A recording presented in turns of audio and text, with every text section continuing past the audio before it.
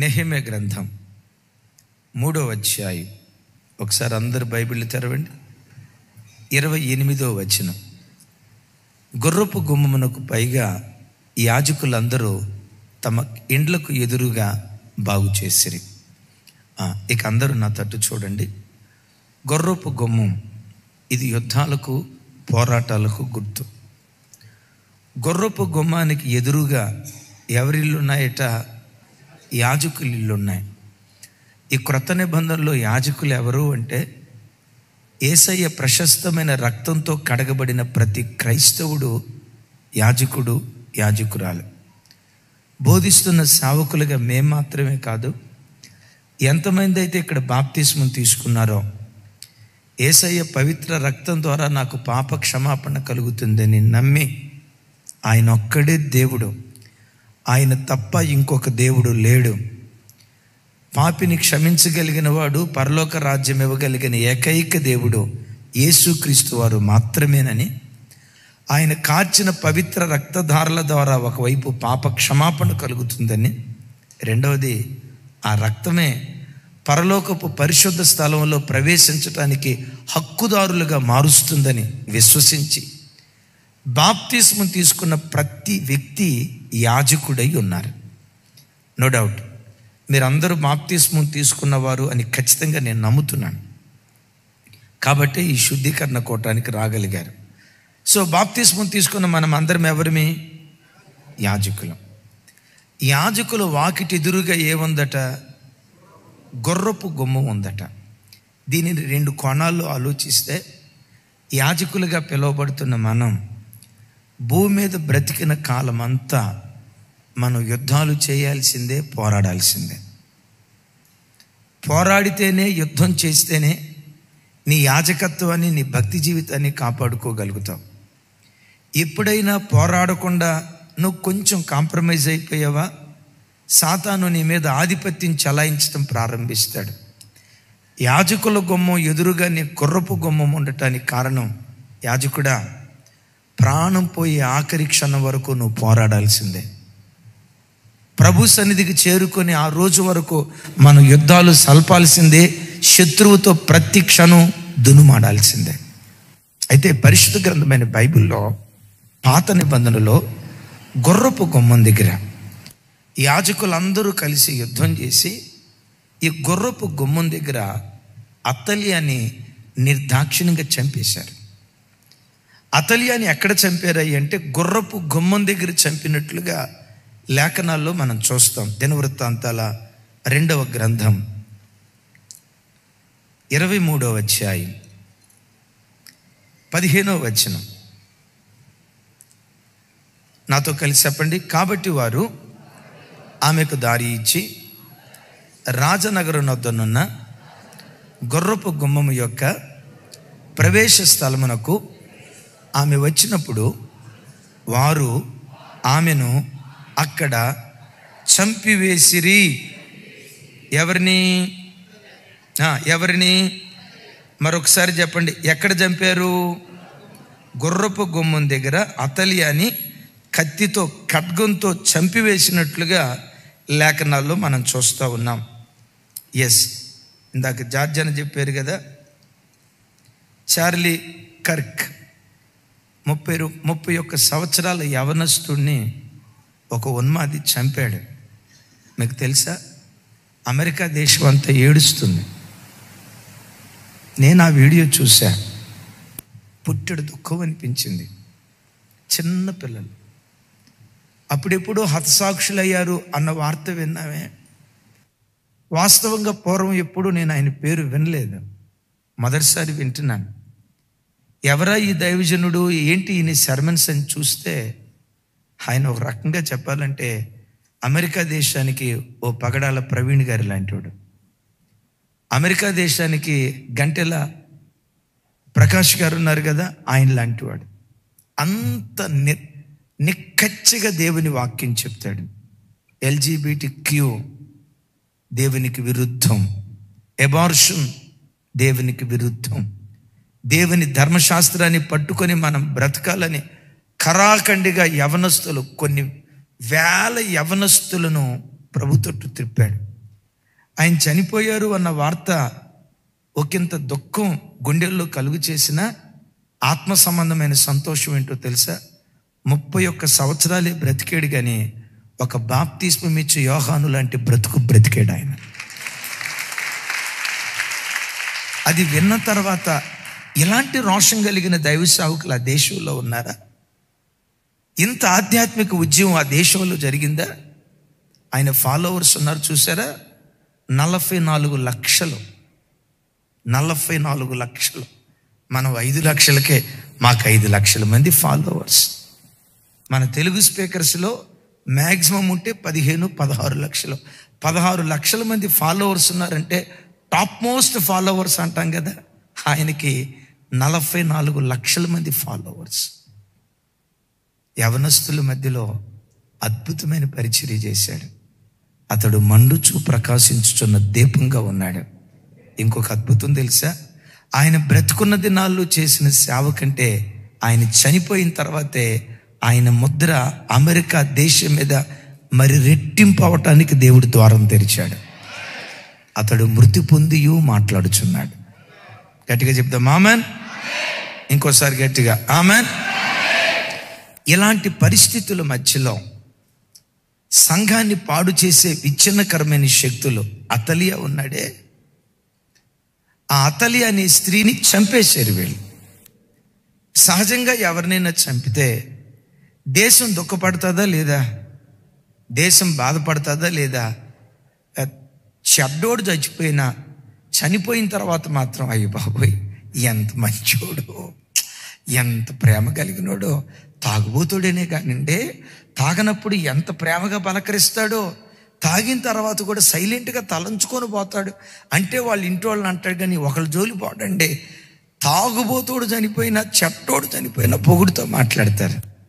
ఈ అతలియా చంపబడితే బైబిల్లో రాయబడిన మాట ఏంటో తెలుసా? 22వ అధ్యాయం 12వ వచనం, 23వ అధ్యాయం 21వ వచనం చిన్న చదువు. దేశ జనులందరూ సంతోషించిరి. ఆహా, దేశ ప్రజలందరూ సంతోషించారట. అతలియా చంపబడిన తర్వాత దేశం నెమ్మదిగా ఉందట. మరలా మిమ్మల్ని అడుగుతాను, అతలియాని ఎక్కడ చంపారు? గుర్రపు గుమ్మం దగ్గర. ఎవరు చంపారు? దైవజన్మ. అతలియా అనే స్త్రీ చంపబడింది, కానీ అతలియా అనే స్త్రీని ఏలుబడి చేస్తున్న ఆత్మ ఉందే, ఏలుబడి చేసిన ఆత్మ ఉందే, ఆ ఆత్మ నేటికి సంఘాలలో, కుటుంబాల్లో, దేశాల్లో అది పనిచేస్తాం. అతలియా తాను బ్రతుకున్న దినాల్లో యోధా దేశాన్ని ఎలా విచ్ఛిన్నం చేసిందో, అతలియా చంపబడింది, కానీ ఈ మాట పదును గ్రహించండి. అతలియా చనిపోయింది, అతలియా చంపబడింది, కానీ అతలియాని ఏలుబడి చేసిన దురాత్మ ఇప్పటికీ నేటికి ఒక్కొక్క వ్యక్తిలో, ఒక్కొక్క ఇంటిలో, ఒక్కొక్క సంఘంలో, ఒక్క మాటలో చెప్పాలంటే దేశాలలో ఏలుబడి చేసి దేశాలను, కుటుంబాలను విచ్ఛిన్నం చేస్తావని. క్రైస్తవ జనమా, నీ ఒక యాజకురాలిగా మారి వాక్యమనే ఖడ్గాన్ని చాతుబని, ఒకవేళ నీలో అతలి ఆత్మ ఉంటే వాక్యపు ఖడ్గంతో ఆ ఆత్మను సంహరించే వారిగా మనం మారాలి. ఒకవేళ నీ ఇంటిలో ఉన్న, నీ పిల్లల్లో ఉన్న, సంఘంలో ఉన్న, దేశంలో ఉన్న అతలియ ఆత్మ ఎక్కడ కనబడుతున్నా వాక్యమనే ఖడ్గాన్ని చేతబోని, ప్రార్థన అనే ఆయుధాన్ని చేతబోని ప్రతి యాజకుడు అతలియ ఆత్మను చంపితే నీ హృదయములో నుండి ఆత్మ సంబంధమైన సంతోషం పుట్టుకు రావటానికి దేవుడు కృప చూపిస్తాడు.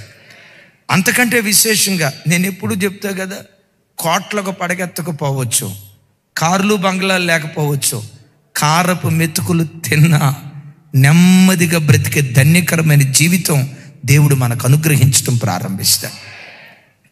అతలియా అని అన్నాం కదా, ఎవరివిడ కొంచెం వివరం చెప్పి, అతలియాని పరిపాలన చేసిన 5 రకాలైన దురాత్మలు. ఒకవేళ ఆ దురాత్మలు మనలో, మన ఇంటిలో, సంఘములో ఉంటే వాటిని మనం సంహరించేటువంటి వారిగా ఉండాలి. క్లుప్తంగా చెప్తాను. అతలియా ఎవరై అంటే ఆహాబు యెజబేలు పేరు విన్నారు చూసారా? ఆహాబు యెజబేలుల కుమార్తె. ఆహాబుకు రెండవ కొడుకున్నాడు యెహోరాము. యెహోరాముకు స్వయాన చెల్లెలు. రైట్, అంతేనా? ఈ అతలియా యెహోషాపాతు అనే ఓ నమ్మకమైన రాజుకి కోడలు. యెహోషాపాతు అనే రాజుకు ఒక కొడుకున్నాడు యెహోరాము అని. యెహోరాము యొక్క భార్య, విన్నారా? ఆహాబు యెజబేలుల కుమార్తె, యెహోరాము ఇజ్రాయేలీల రాజు యెహోరాము చెల్లెలు. దానికంటే విశేషంగా యెహోషాపాతు, చెప్పాలి నోరు తెరిచి, యెహోషాపాతు కోడలు. ఈవిడ భర్త పేరేంటి? తమ్ముడు పేరు కూడా, సహోదరుడి పేరు కూడా యెహోరామే, భర్త పేరు కూడా యెహోరాము. వీళ్ళకు ఒక కుమారుడు పుట్టాడు. అతని పేరు చూడండి, 22వ అధ్యాయం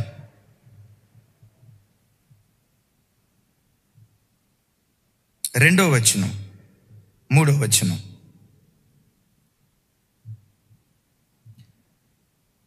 నాతో కలిసి.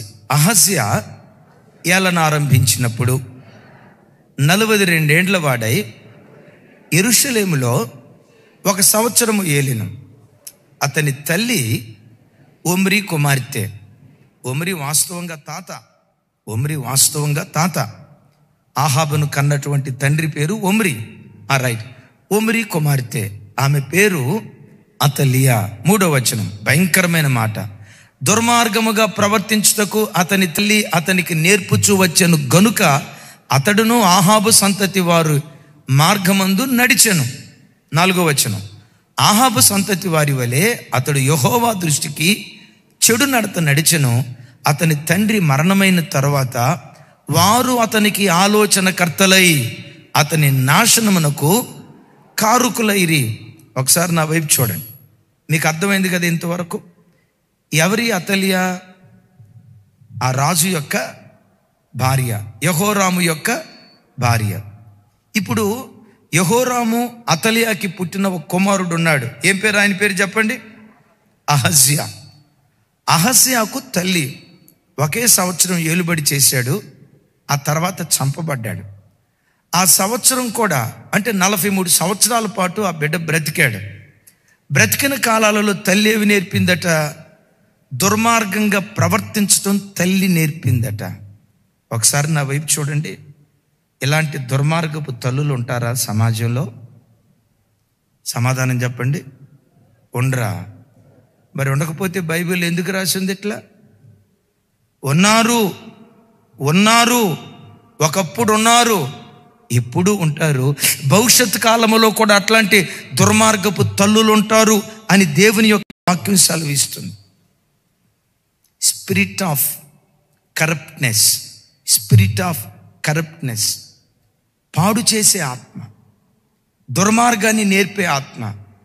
ఎంత సంస్కారం లేని తల్లి అయినా, ఎంత చెడ్డ తల్లి అయినా, బాబు నేను చెడ్డదాన్ని అయితేయారా, నువ్వు మంచిగా బ్రతకరా అమ్మా, నువ్వు మంచిగా బ్రతకమ్మా అని చెడ్డ తల్లి కూడా తన పిల్లలకు నీతి విలువలు నేర్పిద్ది కదా.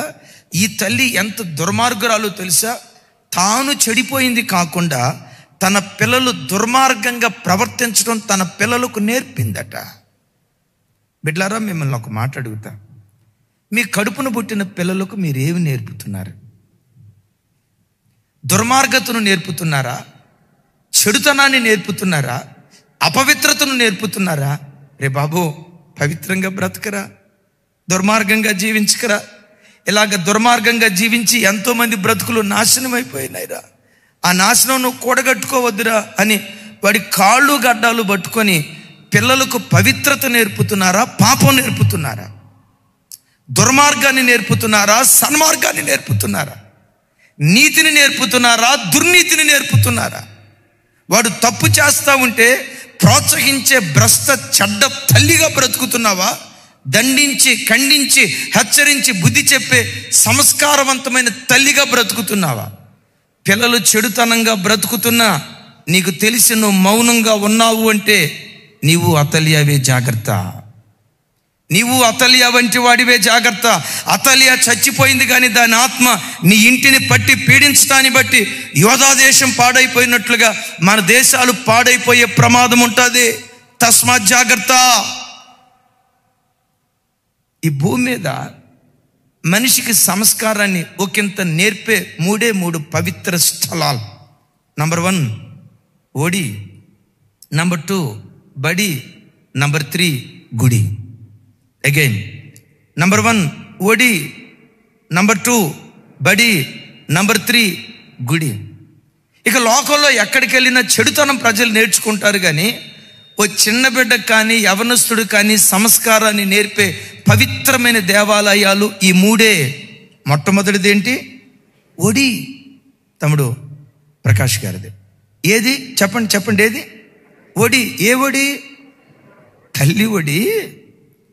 బడి చదువు నేర్పితే సంస్కారాన్ని నేర్పే అద్భుతమైన పాఠశాల తల్లి ఒడి. పిల్లలకు పవిత్రత నేర్పే ఒడి, పిల్లలకు పవిత్రత నేర్పే స్థలం తల్లి ఒడి.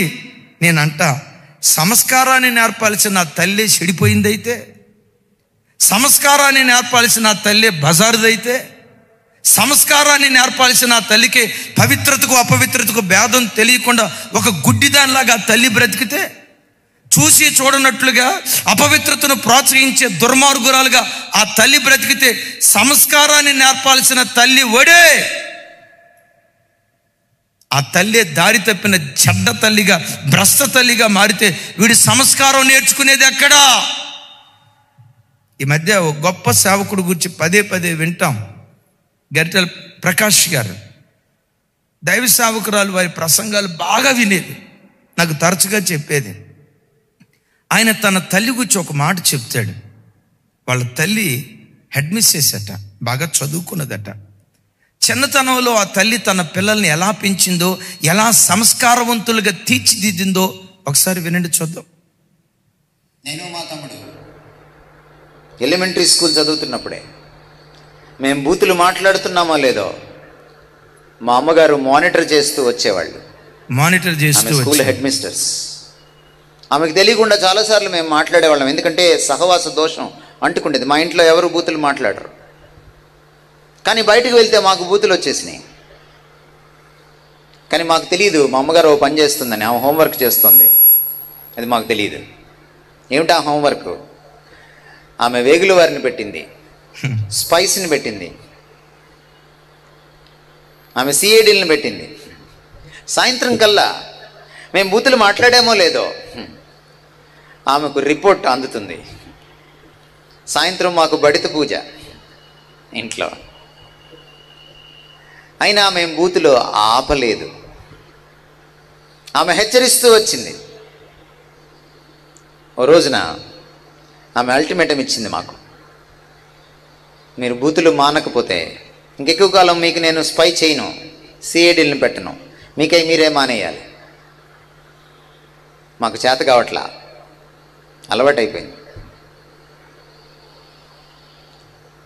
మీరు అప్పుడప్పుడు వాడుతుంటారు వంటగదిలో ఇనుప అట్లకాడలు ఉంటాయి, మందంగా ఉంటాయి, వెనక సూదిగా ఉంటుంది. చూసారా ఎప్పుడైనా ఇనుప అట్లకాడలు? అట్లు వేస్తారే, దోశలు వేస్తారు. ఆ ఇనుప అట్లకాడ బాగా కాల్చి ఎర్రగా అయిపోయింది. అది దాన్ని ఒక 2 ఇంచుల డిస్టెన్స్లో పెట్టింది ఆవిడ మూతి దగ్గర. ఆ కాలిన ఇనుము వాసన మా ముక్కుల్లోకి వెళ్తుంది. అది ఆగ్రహించే వాసన కాదు, నసాలానికి అంటుతుంటే ఓ పక్కన భయం, టెన్షన్, అది ఎక్కడ మూతికి అంటుకుంటుందో అని. ఇంకొకసారి మాట్లాడతావా అని ఓ 10 నిమిషాలు మాకు ఛాయిస్ ఇచ్చింది ఆవిడ. నువ్వు మాట్లాడుతాననుకుంటే వాతాయి. ఆ వాసన ఇంకా గుర్తుంది నాకు 40+ ఇయర్స్కి. అప్పటి నుంచి ఇప్పటిదాకా బూతులు నోట్లోంచి రావు. You know why? ఆ తల్లి అలా ఎందుకు తెరిచేసిందో తెలుసా? ఆ తల్లి గొప్పతనం కాదు అది. ఇదిగో ఈ పుస్తకం చదివింది ఆవిడ.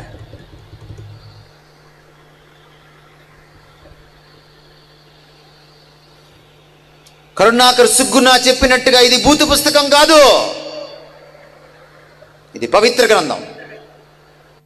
నేను మా తమ్ముడు. ఆమేన్. Thank you Jesus. సిఐడీలు పెట్టిందట. చెప్పిన బూతులు మాట్లాడకపోతే ఇక అట్ల కాడక పని పెట్టిందట. నేనంట ఆ తల్లి అంత క్రమశిక్షణతో పెంచడానికి, అట్ల కాడబెట్టి మూతి మీద కాలుస్తానని ఇలా శిక్ష వేయటానికి, ఒకవేళ బూతులాడే తల్లి బూతులాడొద్దని చెప్పగలిగిద్దా? క్రమం లేని తల్లి పిల్లలకు క్రమం నేర్పగలిగిద్దా? ఆ తల్లికే క్రమం లేకపోతే, ఆ బిడ్డన కన్నా దానికే క్రమం లేకపోతే, క్రమం లేనిది ఏం క్రమం నేర్పిద్ది? పద్ధతి లేనిది ఏం పద్ధతి నేర్పిద్ది?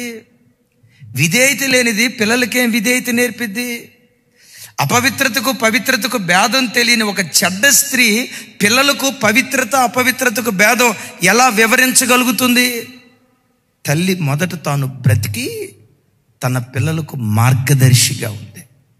ఈ అతలియా ఉందే, నేనంట ఈ కడవరి దినాల్లో చాలామంది స్త్రీల మీద, అఫ్కోర్స్ పురుషుల మీద కూడా అత్తలి ఆత్మ పనిచేసి పిల్లలు దుర్మార్గంగా ప్రవర్తిస్తున్న, ప్రోత్సహించే చెడ్డ తల్లిదండ్రులు, వత్తాసు పలికే చెడ్డ తల్లిదండ్రులు, ఇలాంటి అతలియ ఆత్మలను బట్టే దేశం, కుటుంబాలు విచ్ఛిన్నమైపోతున్నాయి.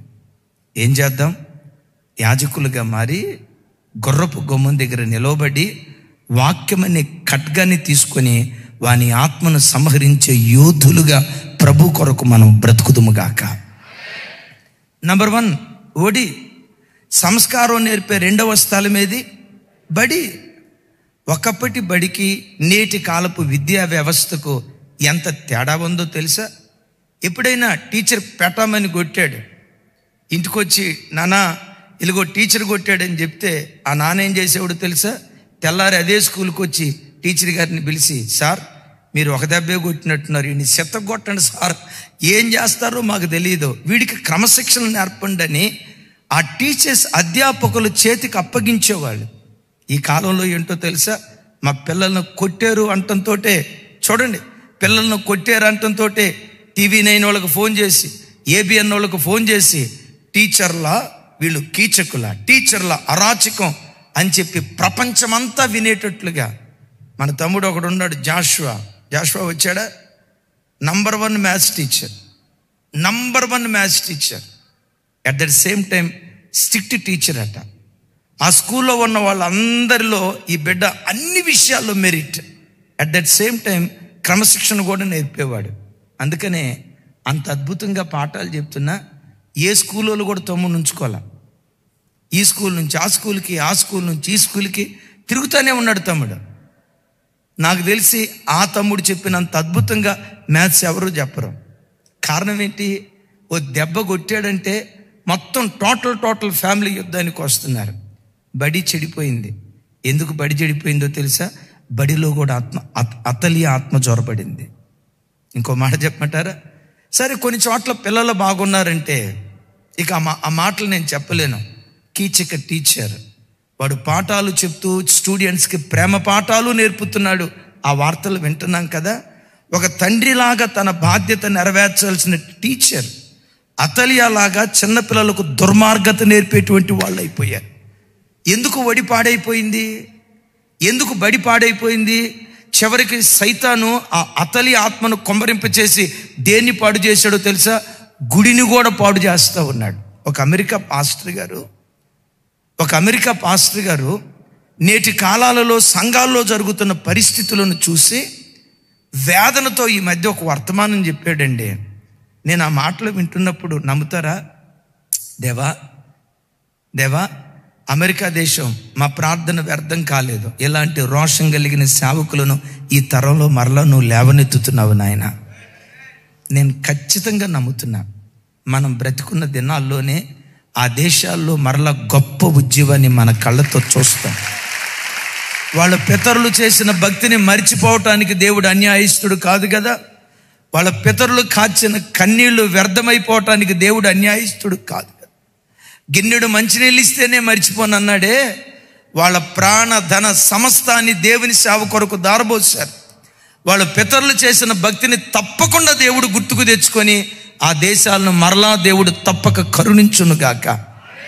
ఈ దైవజనుడు వేదంతో చెప్తున్న మాట, ఈ రోజుల్లో సైతాను గుడిలో కూడా జొరబడి గుడిని పాడు చేశాడు.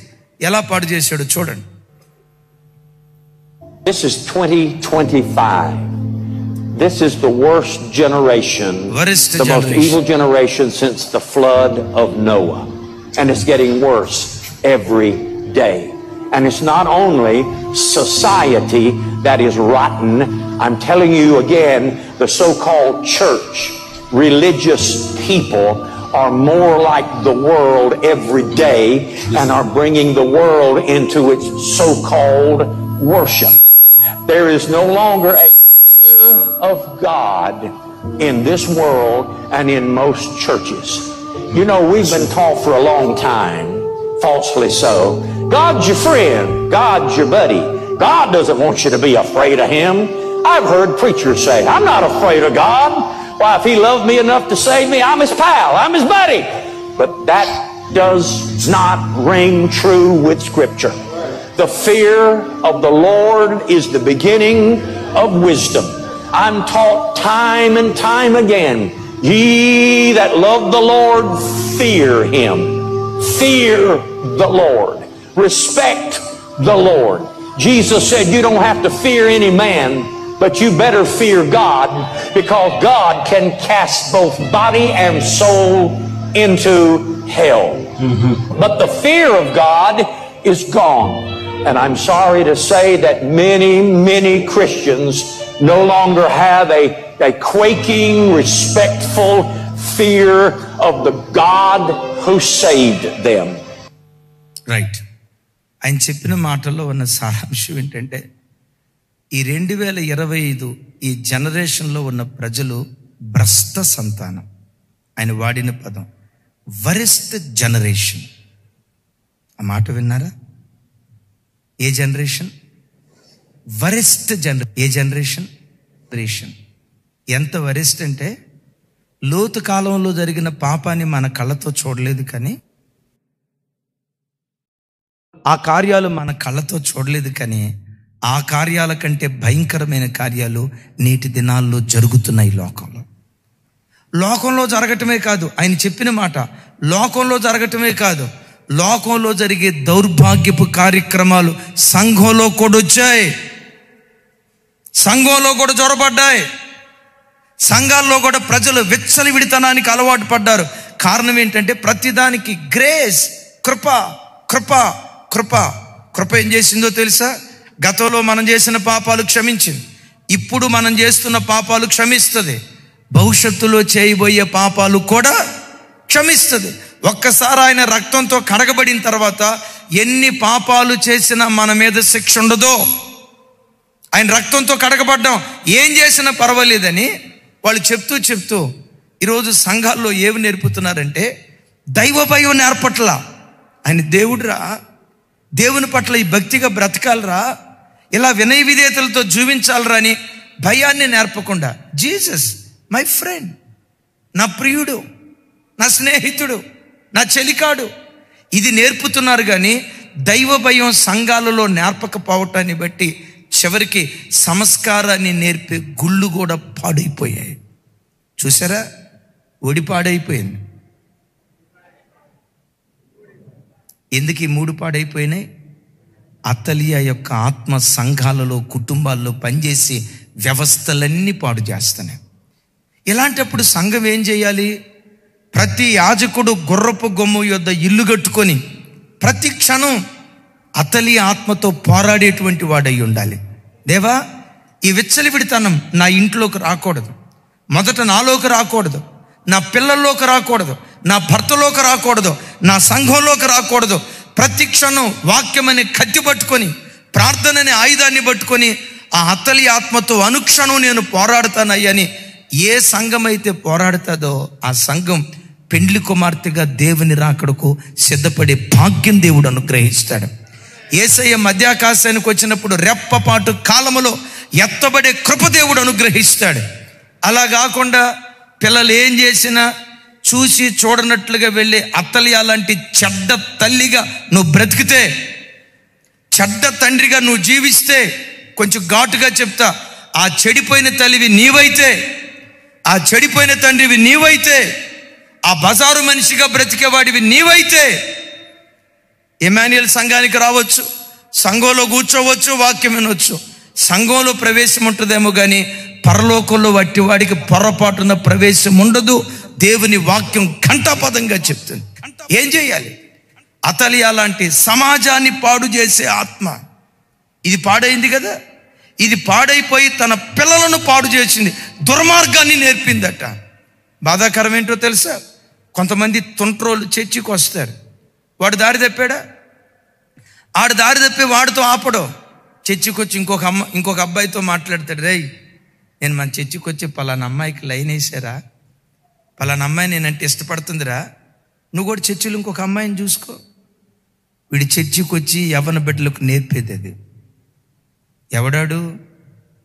అతలియా దురాత్మ చేత పీడించబడుతున్నవాడు, అతలియా లాంటి దురాత్మ చేత పీడించబడుతున్నవాడు. అరే పవిత్రత నేర్చుకుందామని సంఘానికి వస్తే భయభక్తులు లేకుండా ఇంట్లో పెరిగిన పిల్లలు ఉంటారే, గారాభంగా పెరిగిన పిల్లలు ఉంటారే, నన్ను క్షమించండి, నిప్పుకోడి పిల్లలను పెంచినట్లుగా అలా పెంచబడిన పిల్లలు ఉంటారే, అలా పెంచబడిన పిల్లలు వాళ్ళు సంఘానికి వచ్చి కొంతమంది భక్తిగా బ్రతుకుదామని ప్రాకులాడితే, భక్తిగా బ్రతికేవాడి దగ్గరికి వెళ్ళి, రే మొన్న ఐమాక్స్ థియేటర్లో మంచి సినిమా వచ్చిందిరా, ఎంత బాగుందో తెలుసా, అరిపించోడా, మొన్న పాస్టర్ గారు పలానా పాస్టర్ గారు ఏం చెప్పాడు, సినిమాలు చూస్తే తప్పు లేదని చెప్పాడు, సినిమాలు కూడా పాఠాలు నేర్పుతాయి అని చెప్పారు, మన పాస్టర్లు ఇంతే చెప్తారులే, జెర్మియా అన్న అంతే చెప్తాడులే, జార్జ్ అన్న అంతే చెప్తాడులే, జ్యోతక్ అంతే చెప్తారులే, అదిగో అసలు పాస్టర్లు అంటే వీళ్ళురా, సినిమాలు చూస్తే తప్పు లేదు నేను కూడా చూశాను అన్నాడు రా, ఇదిగో కావాలంటే క్లిప్పింగ్ చూడండి వినిపిస్తాడు. ఇటు భక్తిగా బ్రతికాడా? ఆ భక్తిగా బ్రతికేవాడిని చెడిపోయిన కోతి వనమంతా జడగొట్టినట్లుగా వాడిని జడగొడతాడు. వాడు ఎవడో తెలుసా? సంఘానికి అతలియా ఆత్మ లాంటి వ్యక్తులు వాళ్ళు. నేను మరలా చెప్తున్నాను, అతలియా చంపబడింది కానీ సంఘాలలో, కుటుంబాలలో, దేశాలలో అతలియా ఆత్మ పనిచేస్తూ కుటుంబాలు, సంఘాలు విచ్ఛిన్నమైపోతూ ఉన్నాయి. ఇలాంటి కరుడుగట్టిన దినాల్లో నిమ్మకు నీరెత్తినట్లుగా సంఘం కూర్చోకూడదు. సంఘానికి వచ్చే ప్రజలు మౌనంగా ఉండకూడదు. ఇలాంటి అపవిత్రమైన కార్యాలు జరిగేటప్పుడు తల్లి, చెల్లి, కడుపును పుట్టిన కొడుకు, కూతురు అనే భేదం లేకుండా సినాయి పర్వతం దగ్గర లేవీయులు కత్తి పట్టుకొని ఒక్కొక్కరిని చంపుతూ వెళ్ళారే, వాళ్ళని చంపమని నేను అనను కానీ వారిలో ఉన్న దురాత్మను చంపే వ్యక్తులుగా మనం బ్రతకాలి. చెప్దాం గట్టిగా ఆమెన్. ఎప్పుడైతే తల్లి, ఒడి, బడి, గుడి ఈ మూడు పవిత్రంగా ఉంటాయో ప్రజలు సంస్కారవంతులుగా తీర్చిదిద్దబట్టడానికి దేవుడు కృప చూపిస్తాడు. రెండో మాట చెప్పమంటారా? 1 సంవత్సరం పరిపాలన చేసి అటు చచ్చిపోయాడు. చనిపోయిన తర్వాత మనవ సంతానం ఉంది, ఇంకా కొడుకులు ఉన్నారు. ఎంత భయంకరమో తెలుసా? ఎప్పుడైతే తన కొడుకు చనిపోయాడో కుమారులున్నా మనవళ్ళున్నా కత్తి పట్టుకొని ఒక్కొక్క కొడుకుని, ఒక్కొక్క మనవణ్ణి నిర్దాక్షిణ్యంగా చంపించేసింది. ఎందుకు చంపిందో తెలుసా? నేను రాణిని కావాలి, నేను పట్టాభిషేకాన్ని పొందుకోవాలి, మహారాణిగా కుర్చీ మీద కూర్చొని ఈ దేశాన్ని పరిపాలన చేయాలని అత్యంత క్రూరంగా కత్తి పట్టుకొని తన మనమ సంతాన్ని నిర్దాక్షిణ్యంగా చంపిందండి. ఎంత క్రూరురాలు చూడండి. ఆ మాట దినవృత్తాంతాలు 22వ అధ్యాయం 10-11 వచనాలు. 10-11 వచనాలు నాతో కలిసి చెప్పండి. అహజ్యా తల్లి అయిన అతలియా తన కుమారుడు చనిపోయినని వినినప్పుడు ఆమె లేచి యోధావారి సంబంధులకు రాజవంశులందరినీ హతం చేశాను. అయితే రాజునకు కుమార్తె అయినా సరే, అక్కడ ఒక విషయం ఉంది. మరొకసారి 10వ వచనం చూడు తమ్ముడా. అహజ్యా తల్లి అయిన అతలియా తన కుమారుడు చనిపోయినని వినినప్పుడు ఆమె లేచి యోధావారి సంబంధులకు రాజవంశీయులందరినీ హతము చేసెను. నేను ఒక మాట అడుగుతాను, నా వైపు చూడండి.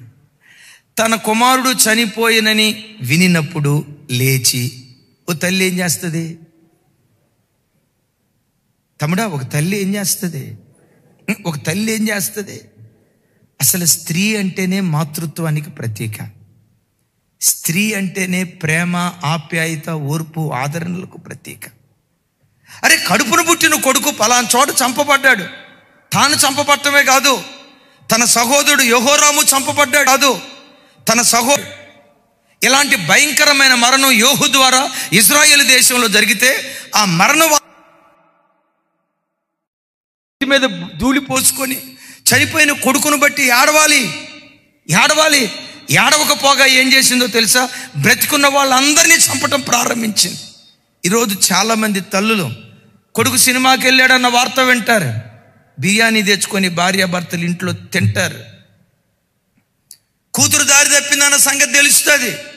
ఈ వార్త విని కూడా ఈరోజు ఫిష్ ఫ్రై చేసుకుందామా, బిర్యానీ చేసుకుందామా, మటన్ బిర్యానీ చేద్దామా, అబ్బాయిని కూడా బిల్లు, అమ్మాయిని కూడా బిల్లు అని అక్రమంగా బ్రతికేటువంటి పిల్లలను పెంచి పోషిస్తున్నారు అతలియా లాంటి ఆత్మ కలిగిన తల్లులు. అరే, పిల్లలు ఆధ్యాత్మికంగా చచ్చారు అన్న వార్త విన్న తర్వాత, వాళ్ళు దారి తప్పిపోయారన్న వార్త విన్న తర్వాత, నీలో కనపడే భక్తి కొంతైనా వాళ్ళలో కనపట్లేదని నీకు తెలిసిన తర్వాత, కంటారా ఎలా నువ్వు నిద్రపోగలుగుతున్నావు? కడుపు నిండా ఎలా నువ్వు తినగలుగుతున్నావు?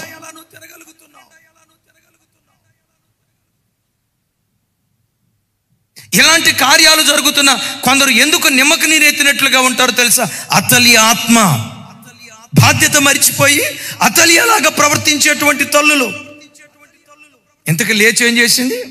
లేచి కత్తి తీసుకొని యోధా వంశస్థులకు రాజకుమారులందరినీ, కొడుకులను కానీ మనవళ్ళను కానీ మనవ సంతానం అంతటిని అసలు మగదిక్కు లేకుండా అందరినీ చంపేసిందండి. ఒక్క బిడ్డను తప్ప అందరినీ చంపేసింది. కారణం ఏంటంటే క్రూరురాలు. ఒకసారి చెప్పండి. రెండవ ఆత్మ ఏంటంటే spirit of cruelness. Spirit of cruelness. ఒక చిన్న వీడియో చూపిస్తా. మనిషి అనేవాడు మాయమైపోతున్నాడు. ఒకడు కన్న తల్లిని ఎంత కర్కశంగా కొట్టాడో, వాడికి ముందు వాడి భార్య కన్న తల్లిని ఎట్లా కొట్టిందో గత 2-3 రోజుల నుంచి పదే పదే వాళ్ళు మనుషులా పశువులా? ప్లే చేసిన వాయిస్ ఆఫ్ చేయండి.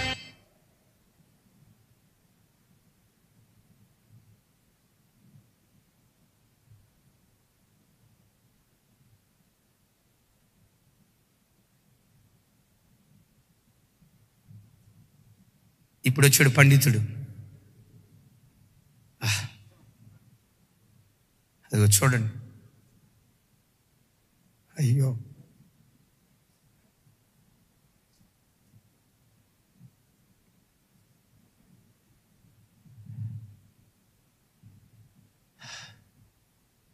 కన్న తల్లి.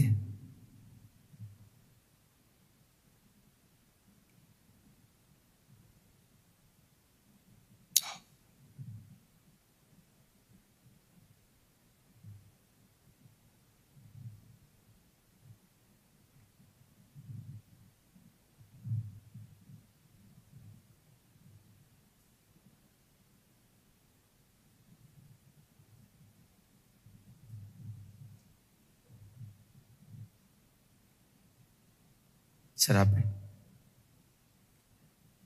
అతలియా చచ్చింది. అతలియాలో ఉండే క్రూరత్వపు ఆత్మ మాత్రం చావలా. మీరు చూసి అన్నారే, దైవజనుడిగా దేవుని ప్రతినిధిగా అడుగుతున్నా, మీ అత్తమామలు ధైర్యంగా మీ ఇంటికి రాగలుగుతున్నారా? అమ్మను చూసుకున్నట్లుగా అత్తామామలు చూసుకునే వాళ్ళు ఎంతమంది ఇక్కడున్నారు? వాడెవడో తల్లిని కొడో తల్లి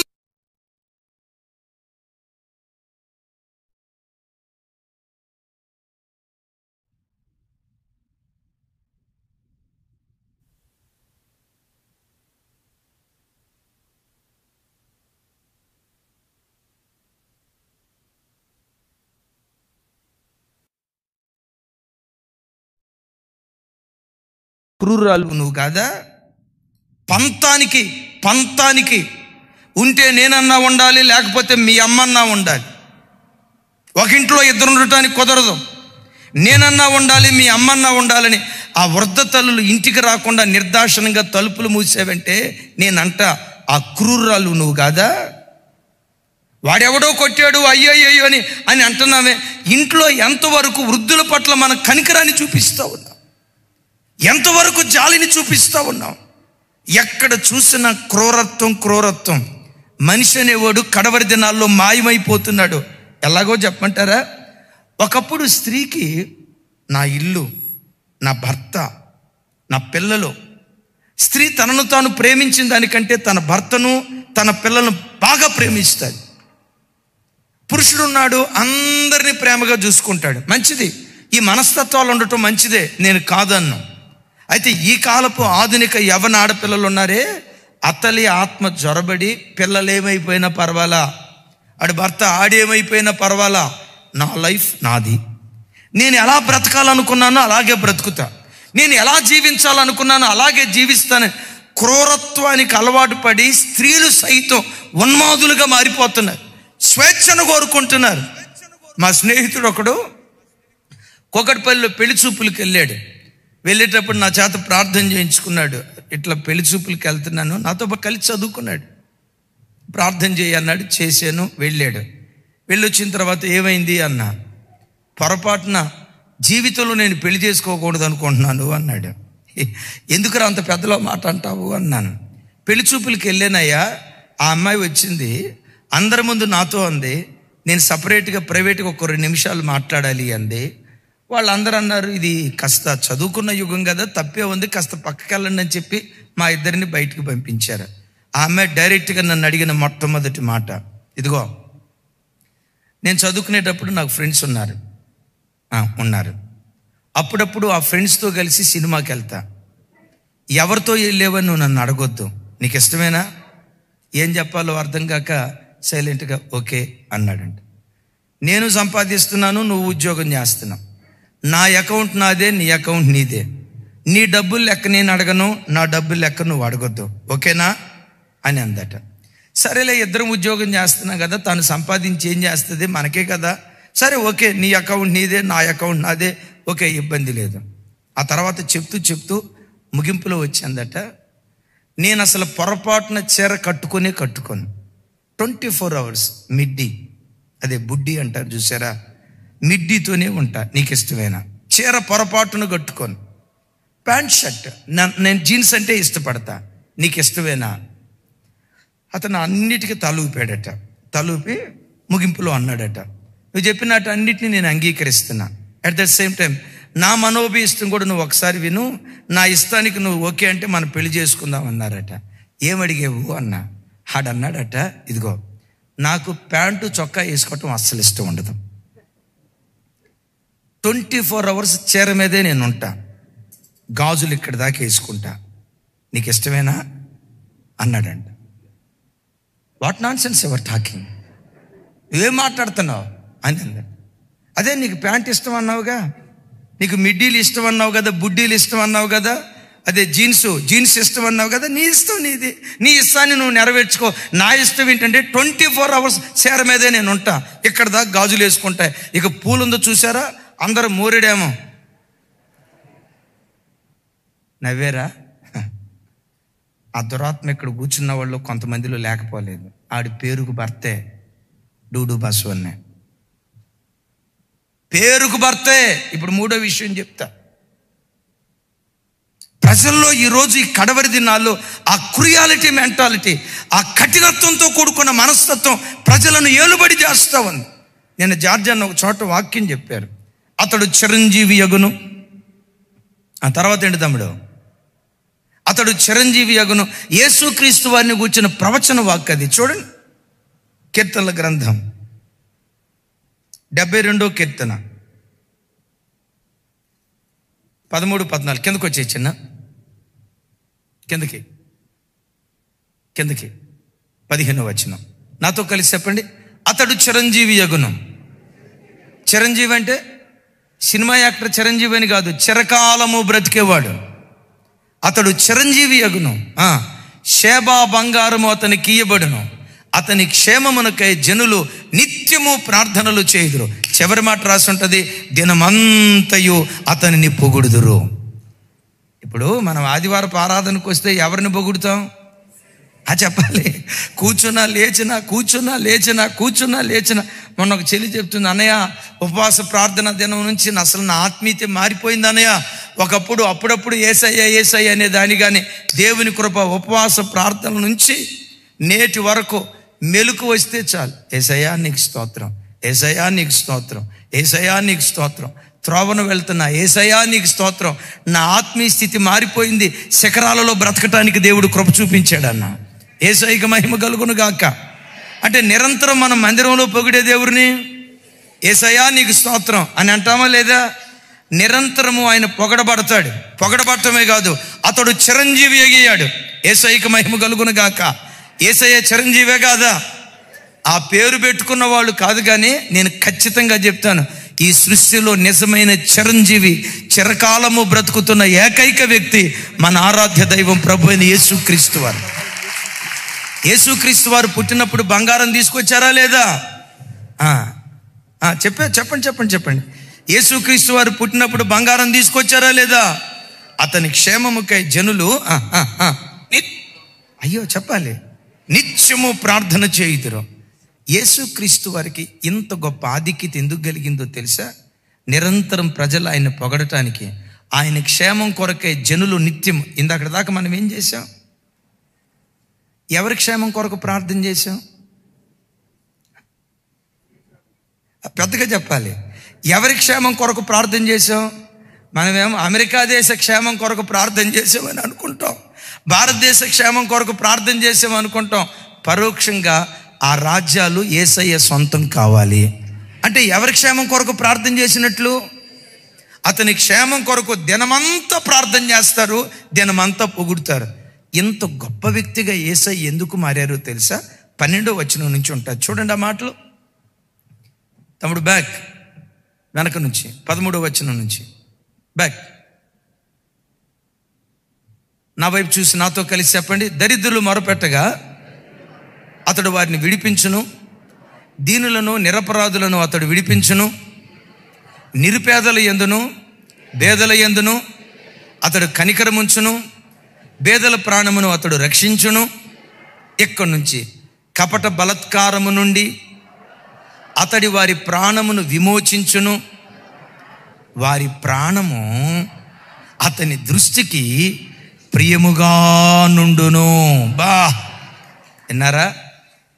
మనందరి ప్రాణం యేసయ్య దృష్టికి ప్రియముగా ఉండటాన్ని బట్టి ఈ పాపి కొరకు తన ప్రాణాన్ని ధారపోసాడు. ఎందుకు తన ప్రాణాన్ని ధారపోసాడో తెలుసా?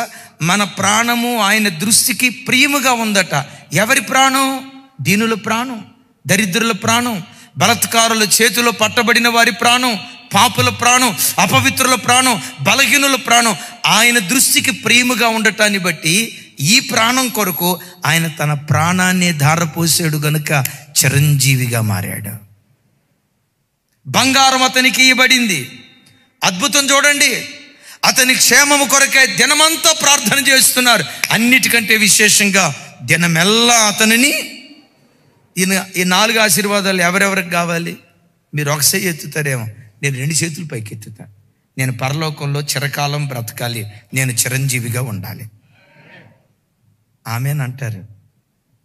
అది నీ బ్రతుకులో నెరవేరాలంటే, నీ ప్రాణాన్ని దేవుడు ప్రియంగా ఎంచాలంటే ఎదుటివాడి ప్రాణాన్ని నువ్వు ప్రియంగా ఎంచాలి.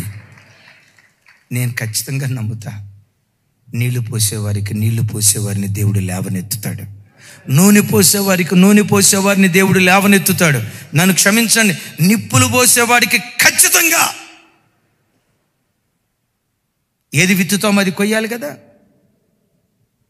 ఎవరినైనా తృణీకరిస్తూ నోటుకొచ్చినట్టు మాట్లాడితే ఆ మాట అన్న తర్వాత ఆ వ్యక్తి ఎంత ఏడుస్తాడో, ఎంత బాధపడతాడో, ఆ ఆలోచన లేకుండా నోటుకొచ్చిన మాటని ఎదుటి వాళ్ళని గాయపరిస్తే, అనవసరంగా నిర్దాక్షిణ్యంగా గాయపరిస్తే ఆ వ్యక్తి ఎంత బాధపడతాడో మనం ఆలోచించాలి. యేసయ్య మన ప్రాణాన్ని ప్రియంగా ఎంచి మన ప్రాణం కొరకు తన ప్రాణాన్ని ధారపోసాడు గనుక ఆయన చిరంజీవి అయ్యాడు. శేబాదేశపు బంగారం ఆయనకి ఇవ్వబడింది. ఆయన క్షేమం కొరకే జనులు నిత్యము ప్రార్థన చేస్తారు. అంతకంటే విశేషంగా దినమంతయు పెద్దగా చెప్పాలి. నా వైపు చూడండి, టకమని సమాధానం చెప్పండి. సౌలు చంపబడ్డాడు.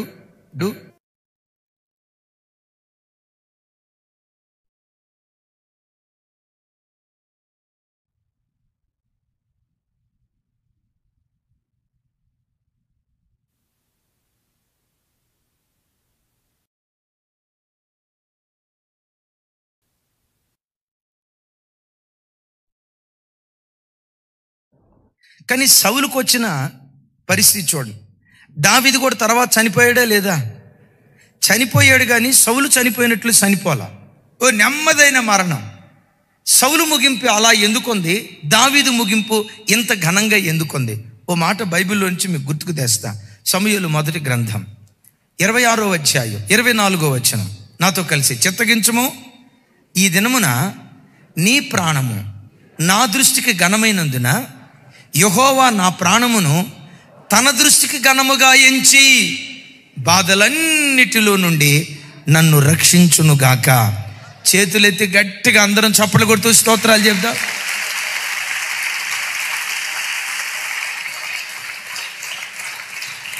దావీదు అంటాడు, నానా సౌలా, రాజా సౌలా, నీ ప్రాణము నా దృష్టికి ఘనంగా ఎంచా. నేనెందుకు గాయపరచలేదో తెలుసా? నీకెందుకు బాధ కలుగు చేయలేదో తెలుసా? నువ్వు నాకెంత కీడు చేసినా నేను ప్రతిగా ఎందుకు కీడు చేయలేదో తెలుసా? నీ ప్రాణాన్ని నా దృష్టికి ఘనముగా ఎంచా.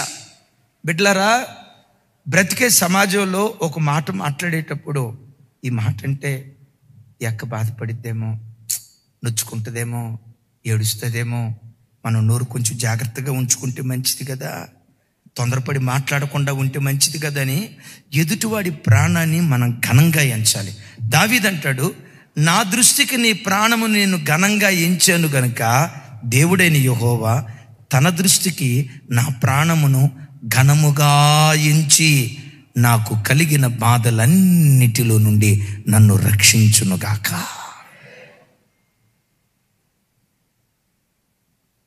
విన్నారా? ఎదుటోడు నువ్వు బాధపరిస్తే నువ్వు బాధల వలయంలో చిక్కుకుంటావు. ఎదుటివాడు బాధపడకుండా బాధలో నుంచి నువ్వు తప్పించే వ్యక్తిగా దేవుని సన్నిధిలో బ్రతికితే దేవుడే తన బాహుబలతను చాపి నీ బాధలన్నిటిలో నుంచి దేవుడు తప్పించునుగాక.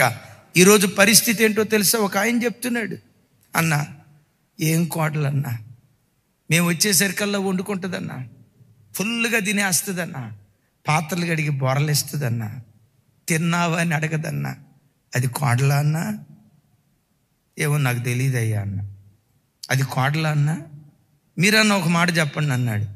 ఆమె ఎవరో నాకు తెలియదయ్యా, మా సంఘానికి వచ్చే బిడ్డ అయితే కూర్చోబెట్టి 4 మాటలు చెప్పగలుగుదును, నువ్వు ఎక్కడో పలానా చోట ఉండేవాడు. ఫోన్లో అడుగుతున్నాడు ఇదంతా. ఒకసారి మీరు చెప్పిన వాక్యం నేను వినిపిస్తే ఎవరి వాక్యమైనా వింటా, కానీ జెర్మియా పాస్టర్ గారి వాక్యం విన్నందంట. దేవునికి స్తోత్రం కలుగును గాక.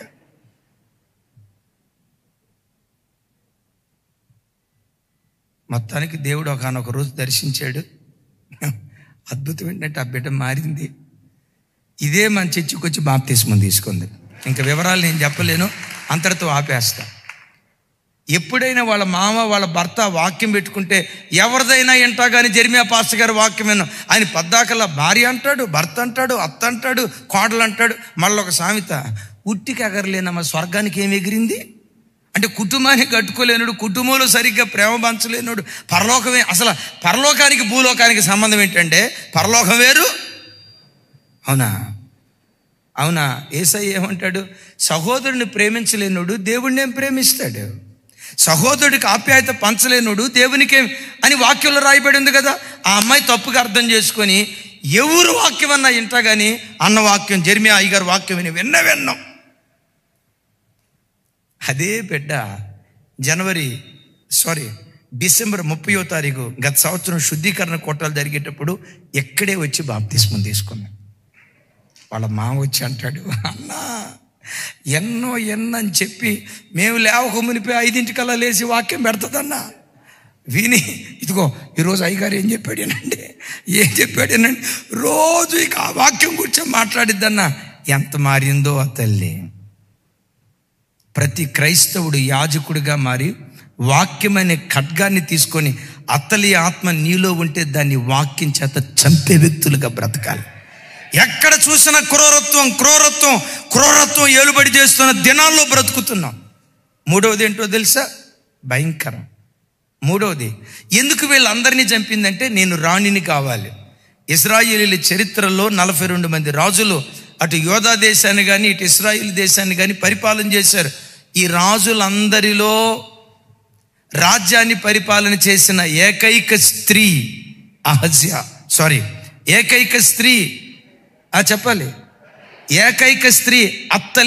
అత్తలియా. అమ్మా, మీరు నన్ను ఏమనుకుంటారో నాకు తెలియదు, మీరు నన్ను తిట్టుకున్నా పర్వాలేదు, దేవుని ఆత్మ నన్ను రేపుతున్న మాట నేను చెప్పక మానను.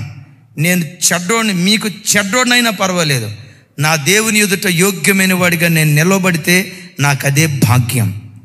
ప్రజల దండలు అవసరంలా. ఈరోజు దండలేస్తారు, రేపు రాళ్ళు వేస్తారు. నా ప్రభు దృష్టి ఎదుట నేను చెప్పే వాక్యం సహేతుకమైనదైతే, ఆయన తృప్తిపరిచేదిగా ఉంటే నాకు చాలు.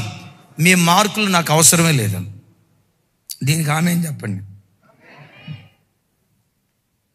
అతలియా చచ్చింది కానీ మొగరాయుడిలాగా భర్త అంటే లెక్క లేకుండా,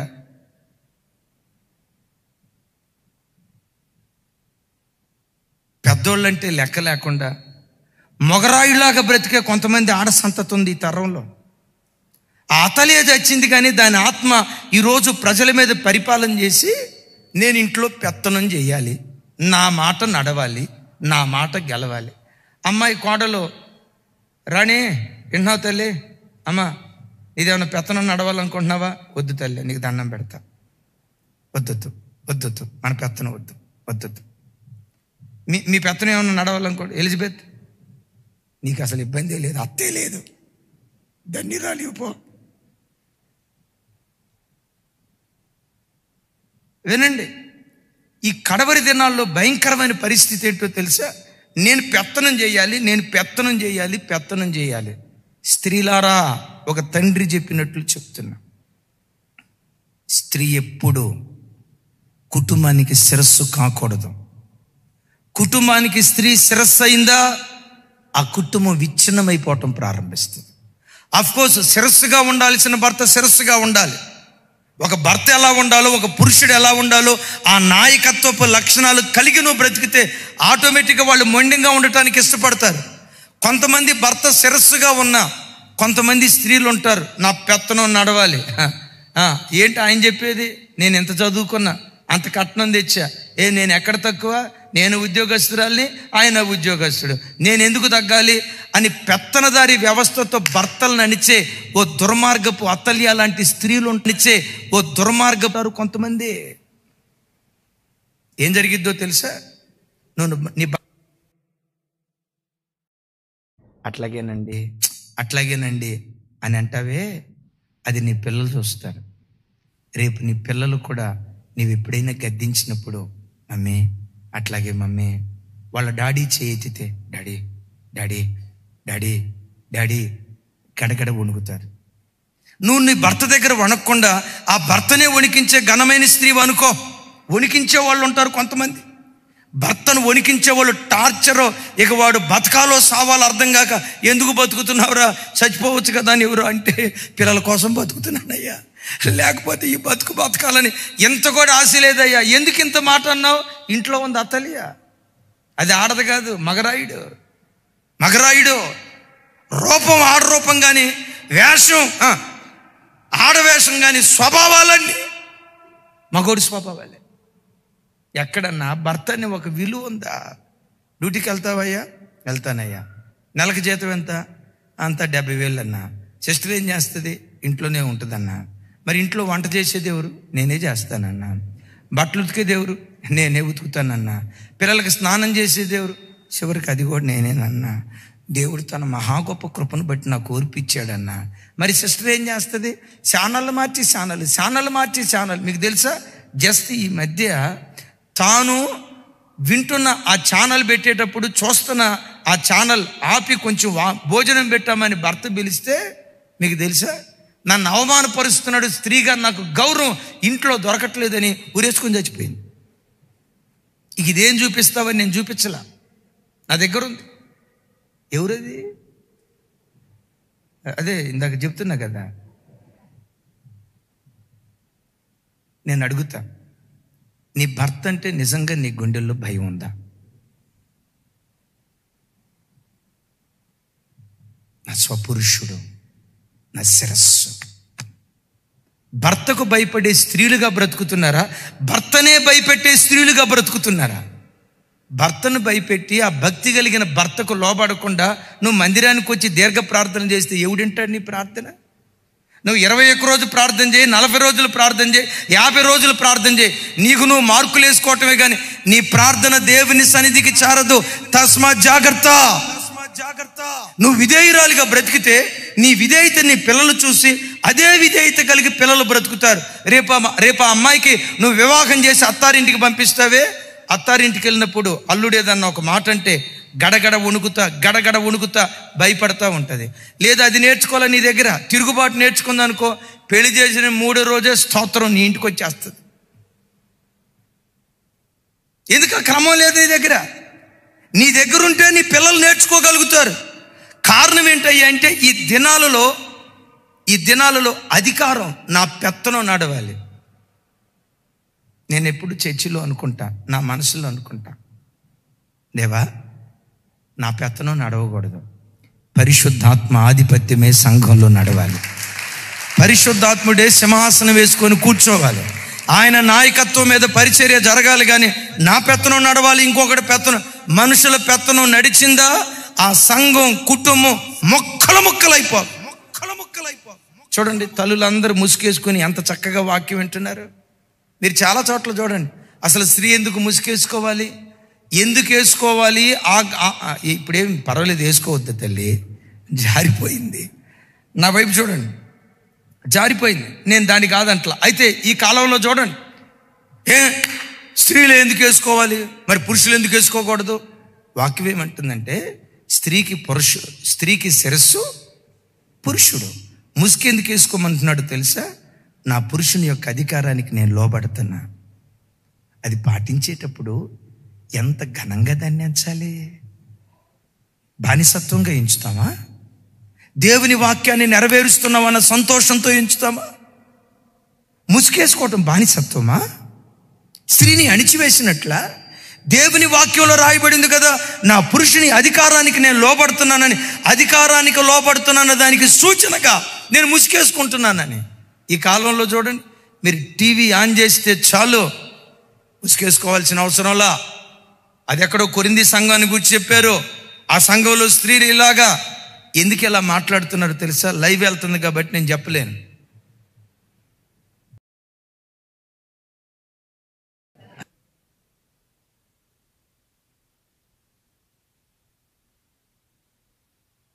ఇష్టమైనటువంటి బోధ బోధిస్తున్నారు.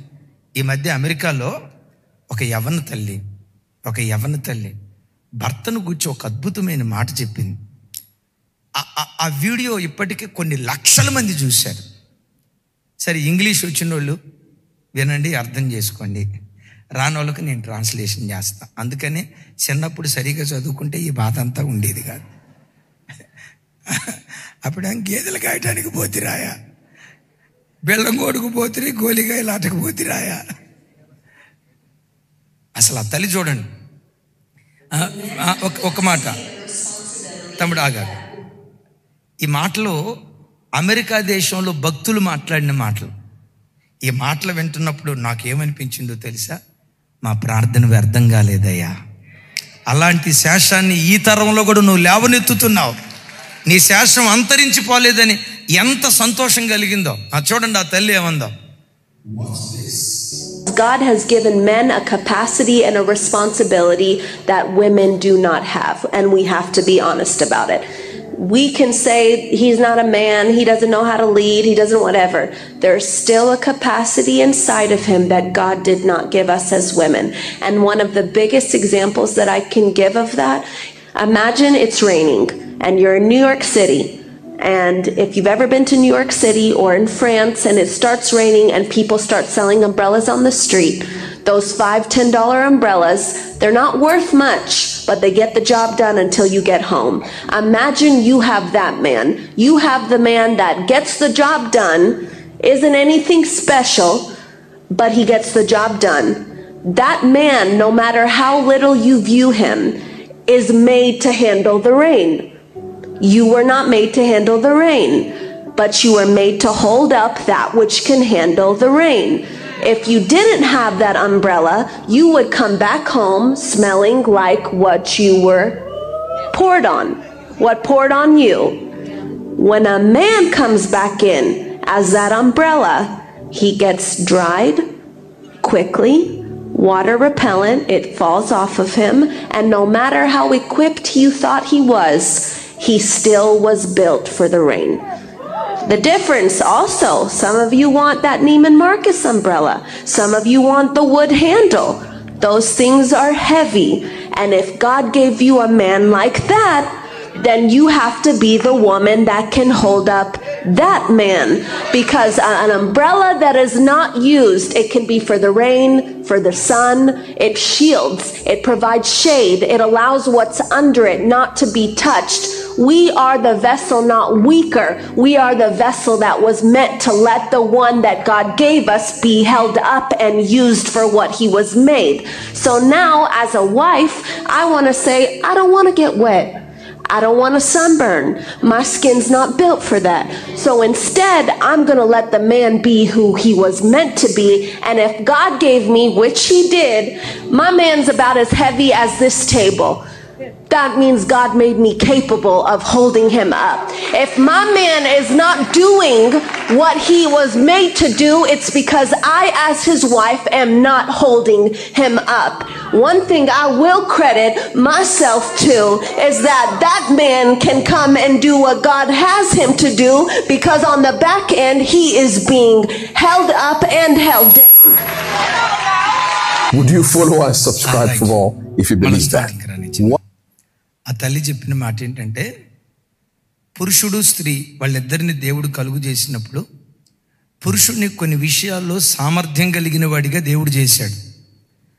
ఆ సామర్థ్యం స్త్రీలుగా మనలో లేదు అని ఒప్పుకోక తప్పదు అని చెప్తూ, స్త్రీ పురుషులు భార్యాభర్తల ఆ బంధాన్ని గురించి మాట్లాడుతూ ఇలా అంటది, ఎందుకు ప్రతి స్త్రీ పురుషుని కాపుదల కింద బ్రతకాలి, భర్తను శిరస్సుగా చేసుకొని బ్రతకాలి. ఆ తల్లి చెప్తూ, మనం వెళ్తున్న వీధుల్లో వర్షం పడుతుంది, వర్షానికి తడవకుండా ఉండాలన్నా, తడిచి మనం ముద్ద కాకుండా ఉండాలన్నా ఏం చేయాలి? అవి విన్నారు కదా, అంబరెల్లా తెలుసు కదా, గొడుగు కొనుక్కోవాలి.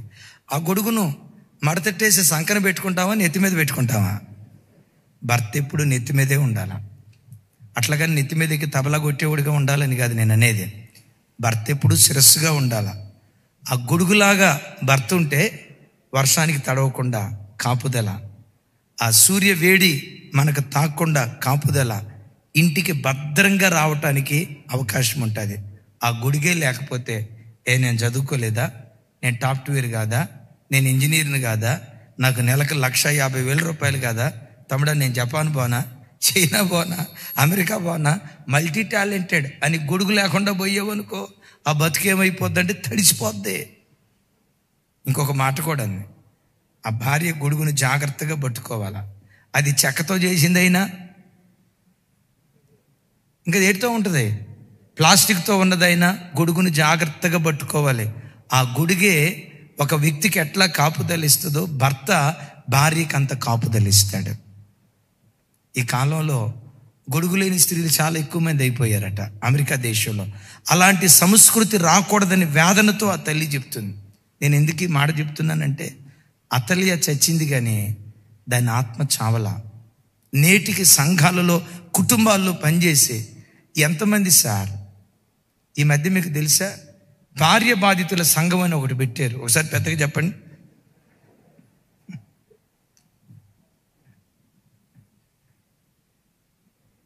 అట్లాంటి వాళ్ళు చర్చికి వస్తే ఎంత, రాకపోతే ఎంత, ఏ జాతరలోనో తిరిగితే పోయింది.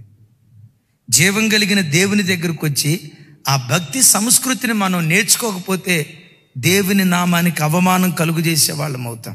ఏం చేయాలి ఇప్పుడు?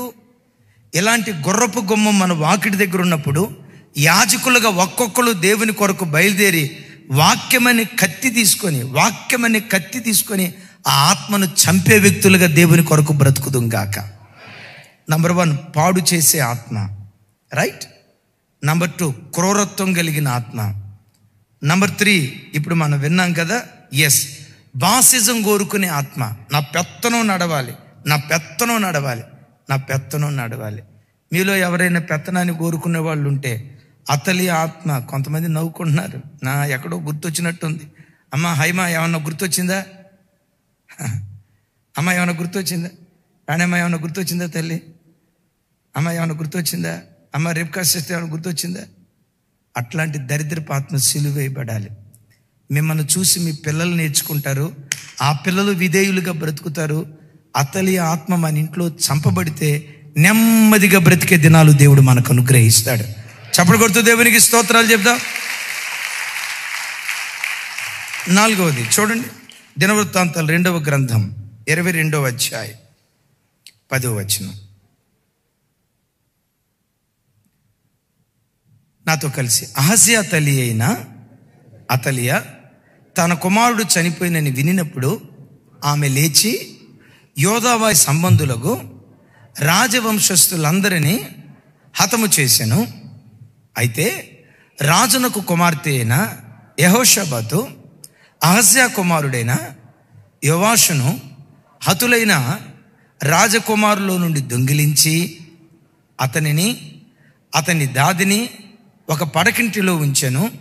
యెహోరాము రాజు కుమార్తెయును యెహోయాదా అను యాజకుని భార్య అయిన యెహోషాబాతు అతలియాకు కనబడకుండా అతనిని దాచిపెట్టెను గనుక ఆమె అతనిని చంపలేకపోయెను. ఆ యెహోషాబాతు అహజ్యాకు సహోదరి. యేసయ్యకు మహిమ కలుగును గాక. విన్నారా? ఈ తల్లి ఏం చేయాలనుకుంది? రాజవంశీయులందరినీ, యోధా రాజవంశీయులందరినీ చంపాలి. స్పిరిట్ ఆఫ్ బ్రోక్నెస్ అంటే దేవుని నిబంధనను, దేవుని వాగ్దానాలను బ్రద్దలు చేసుకునే దురాత్మ. ఏంటి దేవుని వాగ్దానం? నేనంట, దావీదుతో దేవుడు ఒక ప్రమాణం చేశాడు. దావీదు, యెరూషలేములో నీ దీపము ఉండక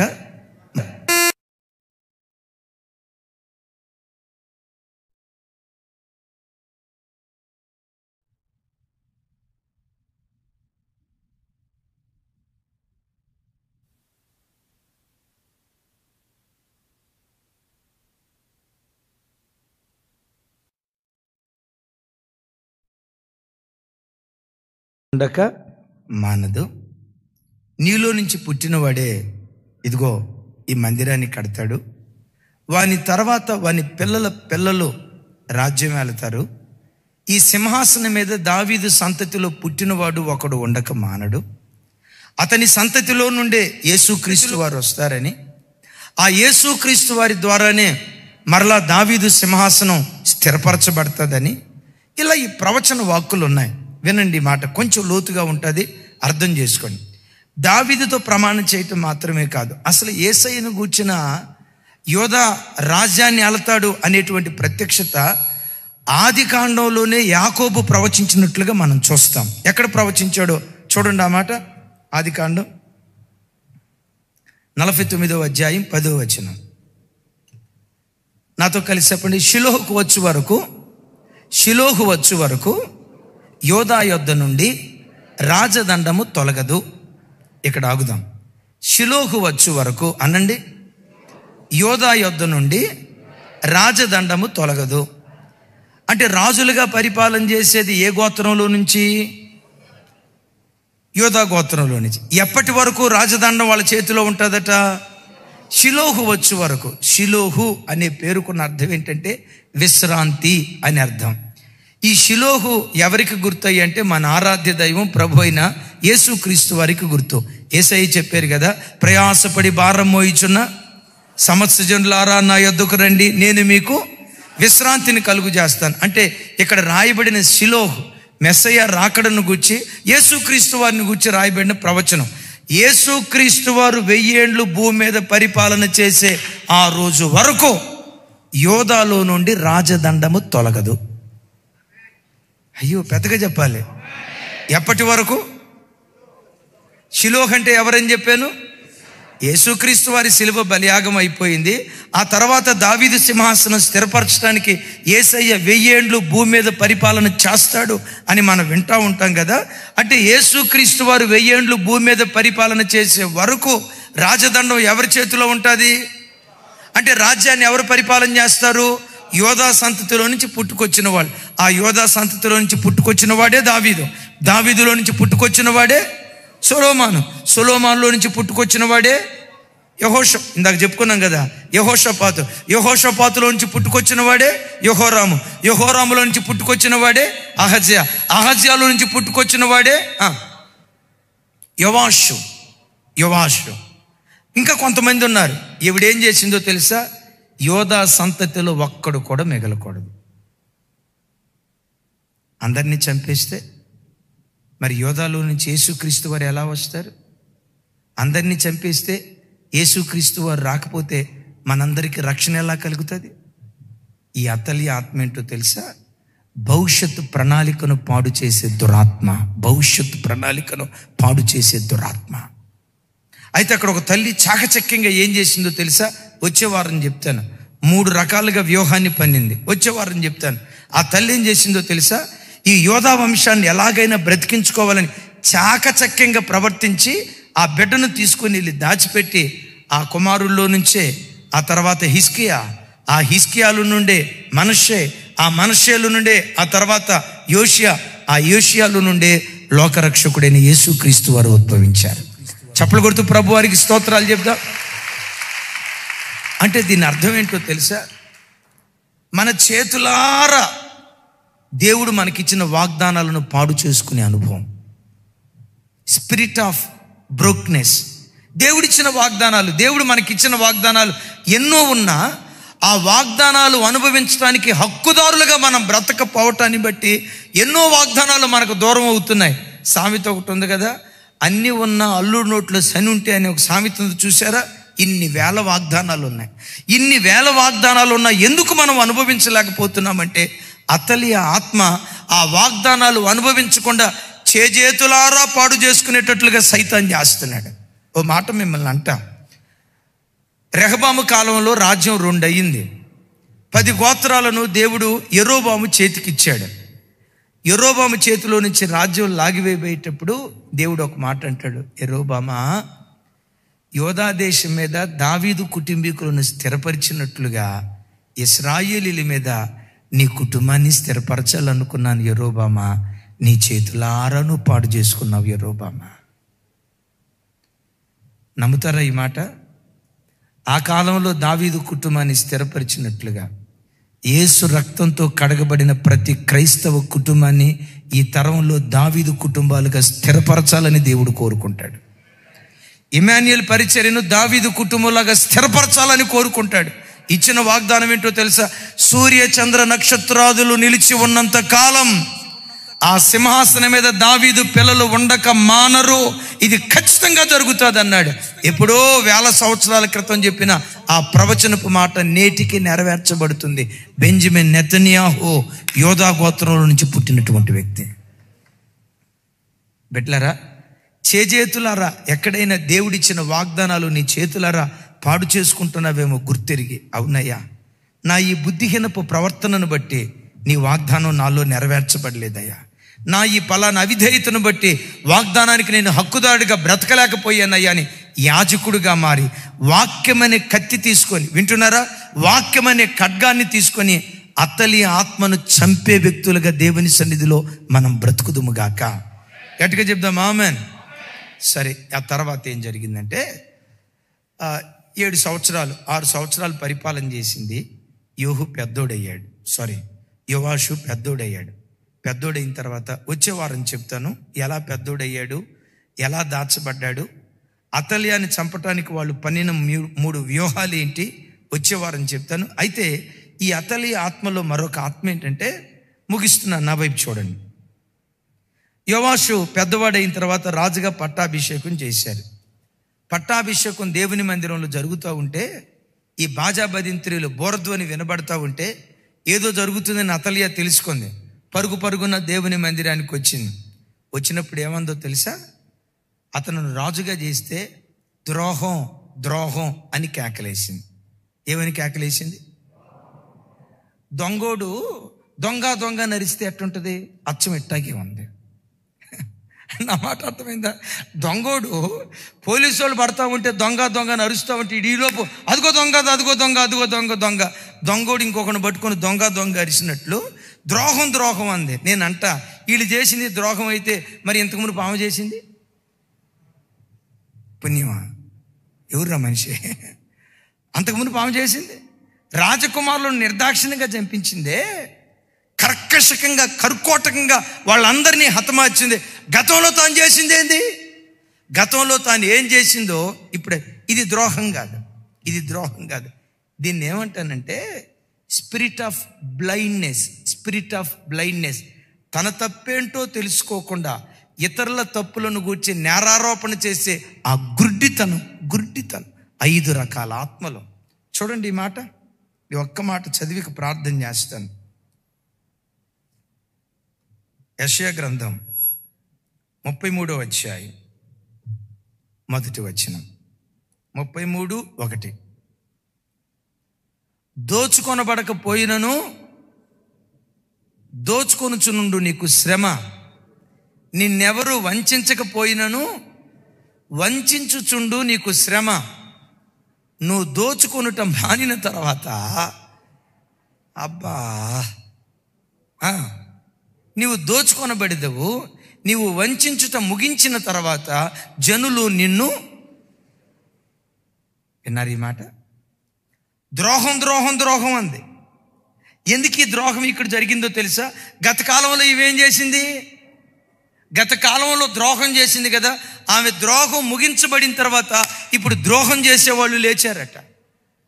ఒకప్పుడు వంచింది కనుక ఇప్పుడు ఆమెను వంచే వాళ్ళు లేచారట. కారణం ఏంటంటే దేవుని వాక్యం ఎప్పటికీ వ్యర్థం కాదు. విత్తిన దాన్ని మనుషుడు తప్పకుండా కొయ్యాలి. ఓ మాట అడుగుతా, అతల్య ఆత్మని విత్తుతున్నావా? దేవుని ఆత్మని విత్తుతున్నావా? అతల్య లాంటి స్వభావాన్ని జీవితంలో విత్తే వ్యక్తిగా ఉన్నావా? చెడుతనాన్ని విత్తేటువంటి వ్యక్తిగా ఉన్నావా? 5 భయంకరమైన ఆత్మలు ఆ తల్లిని ఏలుబడి చేశాయి. ఒకవేళ నీలో ఆ ఆత్మ ఏలుబడి చేస్తున్నట్లుగా అనిపిస్తే యాజకురాలిగా మారి దేవుని వాక్యం విన్నావు కదా, ఆ వాక్యం అనే ఖడ్గం చేత ఆ ఆత్మను చంపే వ్యక్తిగా నువ్వు బ్రతుకుదువుగాక.